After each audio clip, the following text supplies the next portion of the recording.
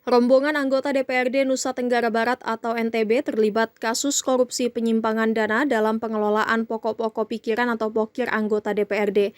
Kini Ketua Komisi 4 DPRD NTB Hamdan Kasim pun telah ditetapkan sebagai tersangka atas dugaan gratifikasi dana siluman DPRD NTB. Hamdan Kasim ditetapkan sebagai tersangka oleh tim penyidik bidang tindak pidana khusus atau Pitsus Kejaksaan Tinggi atau Kejati NTB Senin 24 November. Saat ini Kejati juga tengah memeriksa 15 anggota DPRD NTB yang diduga terlibat dalam korupsi berjamaah tersebut. Belasan anggota DPRD NTB diperiksa di kantor Kejati NTB sejak Senin 1 Desember pagi. Mereka pun irit bicara saat ditanyai awak media perihal korupsi dan ramai-ramai mengembalikan dana siluman dalam pengelolaan pokok pikiran atau pokir anggota DPRD. Dimuat situs resmi Kejaksaan RI, Asisten Pidana Khusus Kejati NTB Muh Zulkifli Said dalam konferensi pers membenarkan penetapan dan penahanan tersangka tersebut. Dijelaskannya status Hamdan Kasim dinaikkan dari saksi menjadi tersangka dan langsung menjalani penahanan selama 20 hari di Lembaga Pemasyarakatan atau Lapas Kelas 2A Lombok Barat.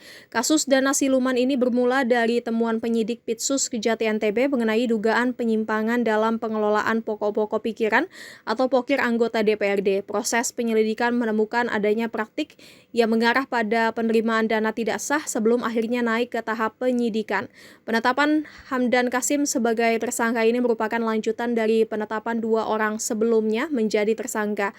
Para tersangka disangkakan telah melanggar pasal 5 ayat 1 huruf B Undang-Undang Republik Indonesia nomor 20 tahun 2001 tentang perubahan atas Undang-Undang Republik Indonesia nomor 31 tahun 1999 tentang pemberantasan tindak pidana korupsi. Sebelumnya pada Kamis 20 November, penyidik Pitsus Kejati NTB telah menetapkan 2 orang tersangka inisial IJU dan MNI dalam kasus dugaan gratifikasi dana siluman DPRD NTB.